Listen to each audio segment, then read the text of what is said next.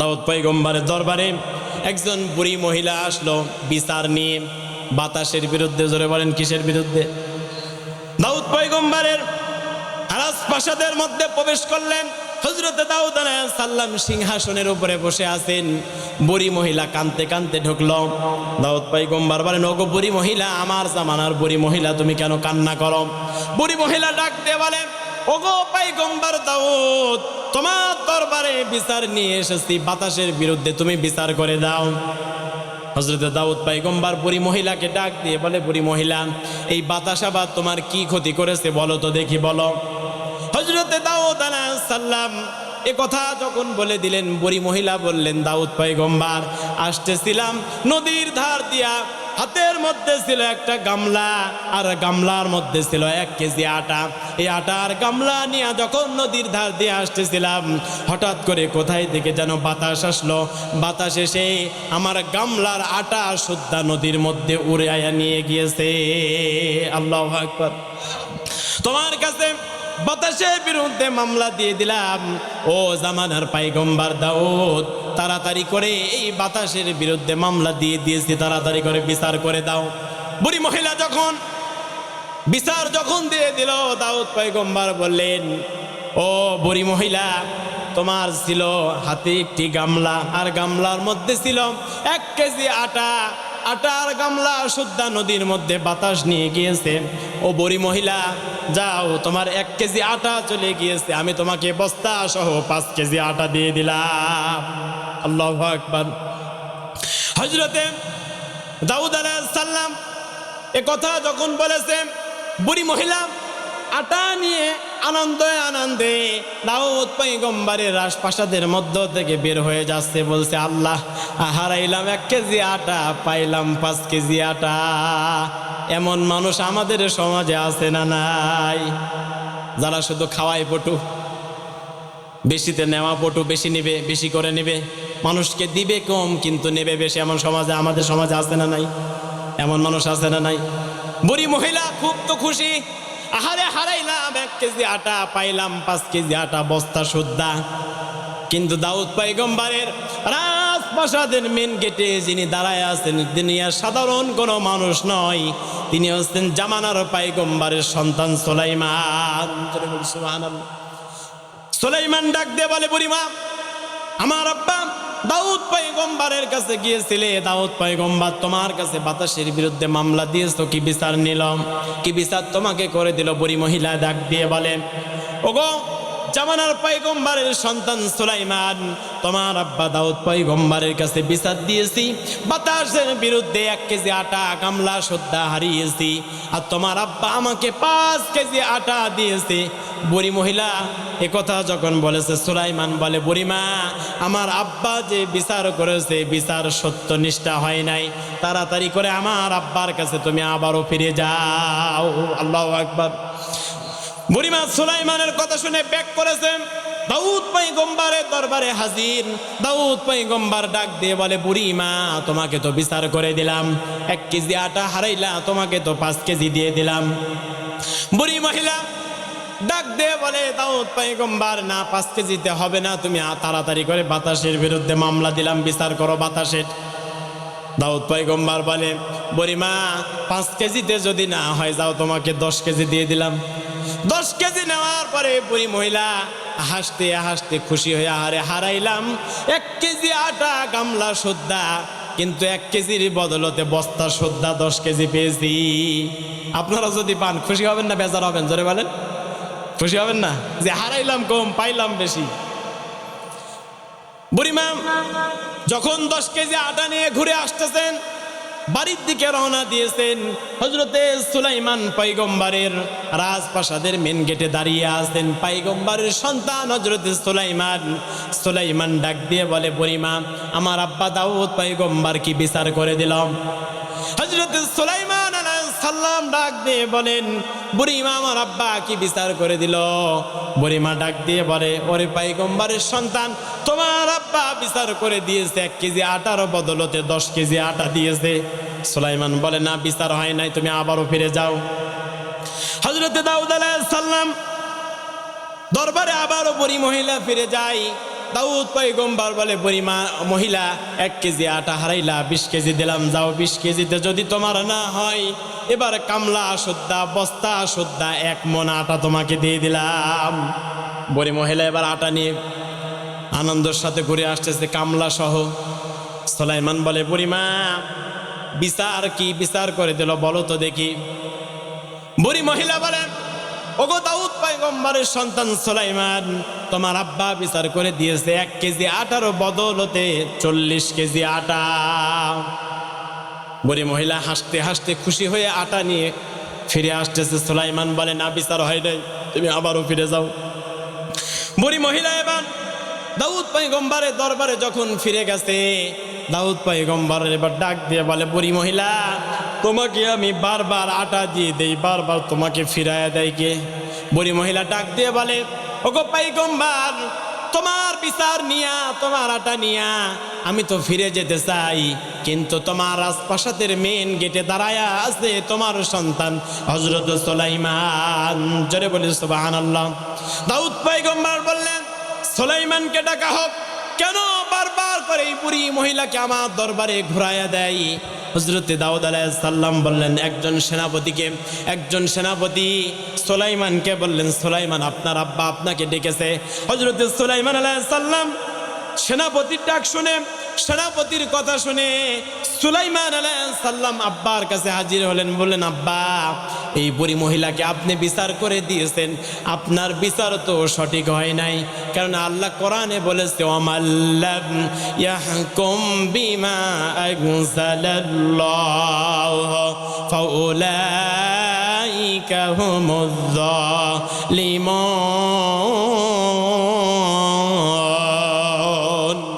আল্লাহ পাক রব্বুল আলামিন সূরা মায়দার মধ্যে বলেছেন যারা কোরআন দিয়ে বিচার করে না, যারা কোরআন দিয়ে বিচার করে না, যারা আল্লাহর নাজিলকৃত কিতাব দিয়ে বিচার করে না, ফায়সালা করে না, ওরা তো এই পৃথিবীতে সব থেকে বড় জালিম। কথা বলেন ঠিক কিনা?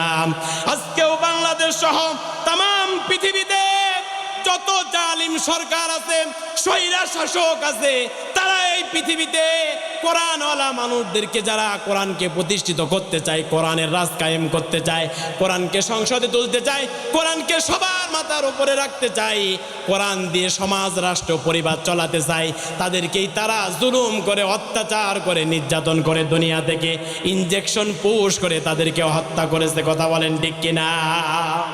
সুতরাং ওগো আমার আব্বা, বিচার যদি করতে হয় আপনার জাবুর কিতাবের অনুযায়ী আপনি বিচার করুন। দাউদ আলাইহিস সালাম বলেন সন্তান আমি কিভাবে বিচার করব একটু বলে দাও। হযরত সুলাইমান আলাইহিস সালাম বলেন আব্বা এই বুড়ি মহিলা আপনার দরবারে এসেছে বাতাসের বিরুদ্ধে মামলা নিয়ে, তিনি হচ্ছেন বাদী, আল্লাহর বিরুদ্ধে মামলা দিয়েছেন, তিনি হচ্ছে বিবাদী। সুতরাং বাদী আর বিবাদী সাক্ষী প্রমাণে যদি মিলে না যায়, এক জায়গায় যদি না থাকে, ওই সাক্ষী কখনো গ্রহণযোগ্য হয় না। কথা বলেন ঠিক কিনা? অথচ আমরা দেখেছি এই পৃথিবীতে, এই বাংলাদেশের শ্রেষ্ঠ মুজাদ্দিদ, শ্রেষ্ঠ তাফসীর কারক, পিরোজপুরের সন্তান শহীদ আল্লামা দেলাওয়ার হোসেন সাইদি সাহেবকে ফাঁসি দেওয়ার জন্য মিথ্যা সাক্ষী বানিয়েছে। কথা বলেন ঠিক কিনা? এগুলার এই পৃথিবীতে ন্যাংরা কানা বোবা হয়ে প্যারালাইজ হয়ে বিদায় নিয়েছে, আমরা দেখেছি। কথা বলেন ঠিক কিনা? সুতরাং পৃথিবীর সমস্ত জালিমদেরকে বলতে চাই, আজকের এই পাবনা সদর থানা থেকে ইন্টারনেটের মাধ্যমে, মিডিয়ার মাধ্যমে পৃথিবীর সমস্ত জালিম স্বৈরাচার শাসককে আমি বলতে চাই, ও জালিম স্বৈরা শাসকেরা, তোমরা ইতিহাস থেকে শিক্ষা নাও। ইতিহাস তোমাদেরকে শিক্ষা দেবে জালিম কখনো জুলুম করে পৃথিবীতে টিকতে পারে না। কথা বলেন ঠিক কিনা? হযরত সুলাইমান আলাইহিস সালাম বলেন আব্বা আপনি যে বিচার করেছেন এই বিচার হবে না, সুতরাং বাদী আর বিবাদী এক জায়গায় থাকতে হবে, কাঠগড়ায় দাঁড় করান। হযরত দাউদ আলাইহিস সালাম বলেন সন্তান সুলাইমান তুমি তো আসলেই ঠিক কথা বলেছ, আমার বিচার তো সঠিক হয় নাই, এখানে বাদী হাজির কিন্তু বিবাদী তো নাই। আল্লাহ পাক এই জন্য সুলাইমান সম্পর্কে বলেছে ওয়ালাকাদ আতাইনা দাউদা ওয়া সুলাইমানা ইলমা। আমি আল্লাহ পাক রব্বুল রব্বুল আলামিন এই পৃথিবীতে দাউদ আর সুলাইমানকে দিয়েছি ইলম, জ্ঞান দান করেছি। জোরে বলে সুবহানাল্লাহ। হযরত সুলাইমান আলাইহিস সালাম বলেন, আব্বা বাতাসকে ডাকা হোক, কারণ বাতাস হচ্ছে বিবাদী। হযরত সুলাইমান আলাইহিস সালাম যখন এই কথা বললেন, সঙ্গে সঙ্গে হযরত দাউদ আলাইহিস সালাম বাতাসকে ডাক দিয়ে দিলেন। বাতাস এবার এসে হাজির। দাউদ আলাইহিস সালামকে বাতাস সালাম দিয়ে দিলেন। জোরে বলে সুবহানাল্লাহ। দাউদ আলাইহিস সালাম বাতাসের সালামের জবাব দিলেন, বললেন, বাতাস, এই যে বুড়ি মহিলা এখানে দাঁড়িয়ে আছে, তোমার বিরুদ্ধে মামলা দিয়েছে, তুমি নাকি বুড়ি মহিলার গামলা সুদ্ধা 1 কেজি আটা নদীর মধ্যে উড়াইয়া নিয়েছো। কেন নিয়েছো বলো? বাতাস এবার ডাক দিয়ে বলে, পয়গম্বর দাউদ, একদল বণিকেরা, একদল ব্যবসায়ীরা নদীর মধ্যে জাহাজের মধ্যে করে ব্যবসা করে মাল সামানা নিয়ে লক্ষ লক্ষ টাকা নিয়ে জাহাজের মধ্যে করে তারা আসতেছিল। মধ্যখানে যখন এসেছে, মাঝপথে যখন এসেছে, জাহাজটি হঠাৎ করে আকাশে মেঘ লেগে গিয়েছে, চারিদিকে বাতাস হয়। হঠাৎ করে নদীর মধ্যে জাহাজটা ছিদ্র হয়ে গেল। ছিদ্র দেখে নদী থেকে পানি ওঠে। জাহাজ যখন ভরে যায়, জাহাজ যখন ডুবে যাচ্ছিল, জাহাজের সমস্ত মানুষেরা আল্লাহর দরবারে হাত উঠিয়ে বলেছিল, আল্লাহ, আমরা বণিকেরা, আমরা ব্যবসায়ীরা ব্যবসা করে লক্ষ লক্ষ টাকার মাল সামানা নিয়া আমাদের রাষ্ট্রের মধ্যে, আমাদের দেশের মধ্যে প্রবেশ করছি। এই টাকা দিয়া, পয়সা দিয়া, সম্পদ দিয়ে আমার দেশ, আমার রাষ্ট্র ভালো চলবে। কথা বলেন ঠিক কিনা? অথচ আমরা দেখেছি এই দেশের 16 বছর যারা শাসন করেছে, লক্ষ কোটি টাকা এই দেশ থেকে দেশের মানুষের হক মেরে বিদেশে পাচার করেছে। কথা বলেন ঠিক কিনা? সুতরাং যারা খেয়ে পড়ে এই দেশ থেকে দেশের মানুষের রক্ত ঘামানো টাকাগুলা বিদেশে পাচার করেছে, এদের কখনো রক্ষা নাই। কথা বলেন ঠিক কিনা? এদের কখনো ক্ষমা নাই। কথা বলেন ঠিক কিনা?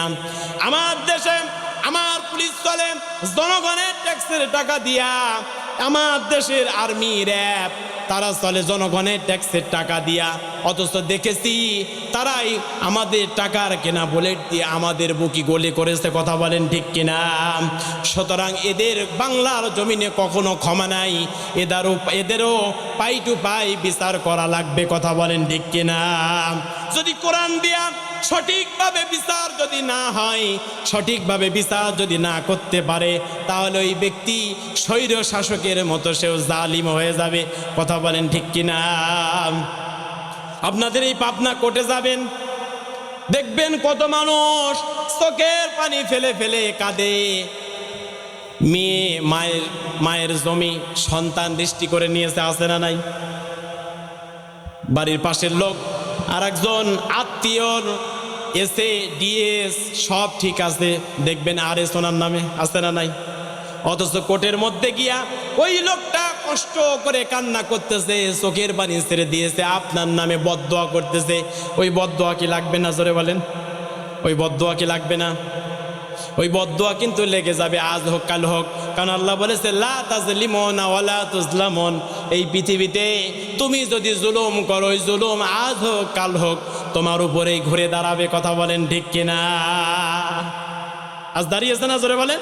সে যে জুলুম করেছে সেই জুলুম কিন্তু আজকে তার উপরেই ঘুরে দাঁড়িয়েছে। ঠিক কিনা বলেন? কারণ জালিম কখনো রক্ষা পায় না। এই পৃথিবী তার আপন গতিতে প্রতিশোধ নেয়। সুবহানাল্লাহ বলবেন না? এই পৃথিবী তার আপন গতিতে প্রতিশোধ নেবেই। আপনি এই পৃথিবীতে যা করবেন, আল্লাহ পাক আপনার উপরে সেই কাজ করিয়েই আপনাকে মৃত্যু দেবে। ঠিক কিনা বলেন? হযরত সুলাইমান আলাইহিস সালামের আব্বা বাতাসকে জিজ্ঞাসা করা হোক। বাতাস বলল, দাউদ পয়গম্বর, বণিকেরা সবাই যখন পানির মধ্যে হাবুডুবু খাচ্ছিলেন, জাহাজটা যখন পানিতে ভরে ডুবে যাচ্ছিল, বণিকের সমস্ত মানুষেরা জাহাজের মধ্যে হাত তুলে আল্লাহ দরবারে বলতেছিল, ওগো আমাদের মালিক, ওগো আমাদের আল্লাহ, ওগো আমাদের আল্লাহ, ও আমার মনিব, এই ভরা নদীর মধ্যে মাঝপথে আকাশের মধ্যে কালো মেঘ লেগে গিয়েছে, বাতাস প্রবাহমান, নদী আল্লাহ আমাদের জাহাজের মধ্যে নিচ থেকে ছিদ্র হয়ে পানিগুলা জাহাজের মধ্যে উঠে যায়। ওগো আমাদের রব, ওগো আমাদের প্রতিপালক, তুমি যদি এই মুহূর্তে আমাদেরকে এই মাঝপথ থেকে আমাদের জীবনটাকে ভিক্ষা দিয়া দাও, আমরা যত সম্পদ অর্জন করেছি সমস্ত সম্পদগুলা জামানার পয়গম্বর দাউদ নবীর কদম মোবারকে হাজির করে দেব। হযরতে দাউদ আলাইহিস সালাম বলে, বাতাস, তাহলে ব্যবসায়ীরা এই দোয়া করেছিল? বলে হ্যাঁ। আপনার দরবারে কি সেই সম্পদগুলা দেয় নাই? হযরতে দাউদ আলাইহিস সালাম বলে, বাতাস রে, ব্যবসায়ীরা তো সকলেই তার পুটলাগুলা, জাজ্জার বস্তাগুলা রেখে গিয়েছে, সম্পদগুলা, টাকা পয়সাগুলা নিয়েছে। সুলাইমান আলাইহিস সালাম বলেন, আব্বা, বিচার তো সঠিক হয় নাই, আপনার কদম মোবারকে এটাকে রেখেছে।